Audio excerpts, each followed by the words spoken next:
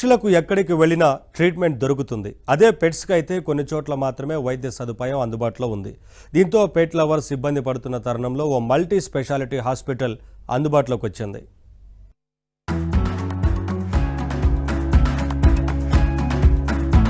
కుక్క విశ్వాసానికి మారుపేరు. ఒకసారి దాని కడుపు నింపితే చచ్చేదాకా అది ఎంతో విశ్వాసంగా ఉంటుంది. కుక్కల విశ్వాసాన్ని నిరూపించే ఎన్నో ఘటనలను మనం చూస్తూ ఉంటాం.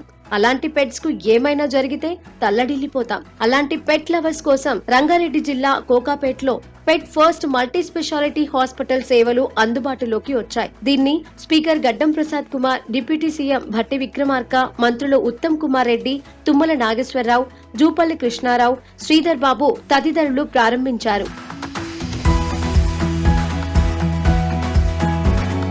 మిగతా సిటీలతో పోలిస్తే హైదరాబాద్ లో ఎక్కువ మంది పెట్స్ పెంచుకుంటున్నారని తెలిపారు డిప్యూటీ సీఎం భట్టి విక్రమార్క.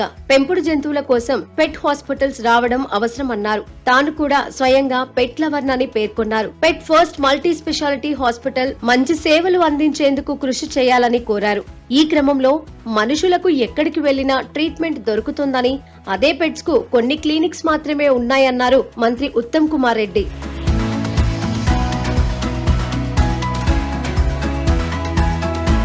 24 గంటలు సేవలందించేలా పెట్ ఫస్ట్ మల్టీ స్పెషాలిటీ హాస్పిటల్ ఏర్పాటు చేయడం అభినందనీయమన్నారు మంత్రి తుమ్మల. మూగజీవుల పట్ల చాలా మంది శ్రద్ధ చూపుతున్నారని, వాటికి ఏమన్నా అయితే తట్టుకోలేకపోతున్నారని తెలిపారు. మనుషుల కంటే కుక్కలు విశ్వాసంగా ఉంటాయని, వాటికి ఏమీ కాకుండా చూసుకోవాల్సిన బాధ్యత మనపై ఉందన్నారు మంత్రి జూపల్లి కృష్ణారావు.